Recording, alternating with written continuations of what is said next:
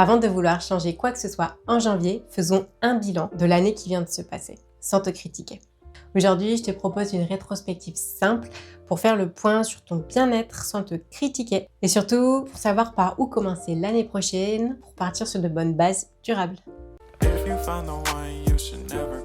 Quand on parle de bilan de fin d'année, beaucoup de personnes se concentrent plutôt sur le négatif. Ce que je n'ai pas fait, ce que j'aurais dû faire, ce qui ne va pas chez moi. Et très honnêtement, ce type de bilan, ça ne motive vraiment personne. Au contraire, il fatigue, il décourage. Alors qu'un bon bilan ne sert pas à se juger, il sert à comprendre où on en est pour agir de façon plus juste ensuite. Donc aujourd'hui, on va oublier la gratitude façon je suis reconnaissante pour le soleil et le café. Là, on va faire un bilan plus concret, centré sur toi, ta forme, tes envies. Munis-toi d'un carnet ou de l'application Notes de ton téléphone pour que cette vidéo te soit vraiment utile et que tu sois actif. Tout d'abord, note qu'est-ce qui t'a fait du bien au corps ces dernières semaines.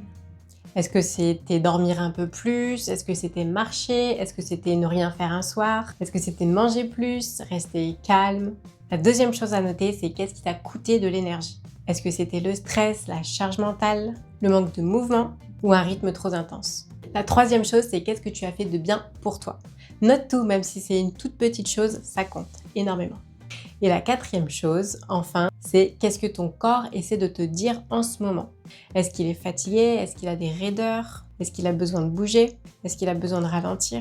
Maintenant, on va passer à la deuxième phase de ce bilan, l'action. On ne va pas se fixer 10 objectifs pour l'année prochaine. On va choisir une seule direction. Donc garde bien ton stylo en main ou ton application ouverte et tu vas répondre à cette question. Si je voulais prendre un peu plus soin de moi, de mon bien-être en janvier, quelle serait la chose la plus simple et la plus réaliste à mettre en place, à commencer? Par exemple, marcher 2 fois 10 minutes par jour, faire des exercices de respiration le matin, étirer ton corps le soir, te coucher 1 heure plus tôt. Quand on démarre une nouvelle habitude, l'action vient plus facilement quand elle est alignée avec ton état réel, pas avec ce qu'on te dit que tu devrais faire. Finalement, le mindset à retenir, c'est se juger ne crée jamais de changement durable. Mais la clarté, oui.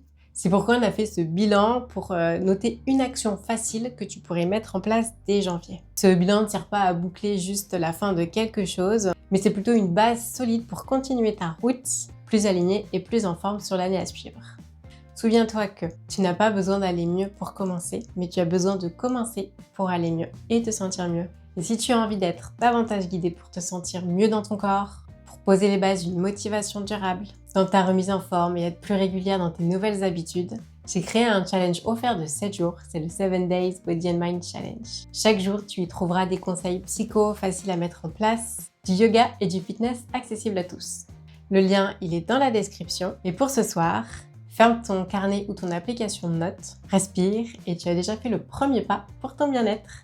N'oublie pas de liker cette vidéo et si elle t'a plu, de t'abonner et d'activer la cloche des notifications pour ne manquer aucune des prochaines vidéos à suivre sur cette chaîne. Je te dis à très bientôt.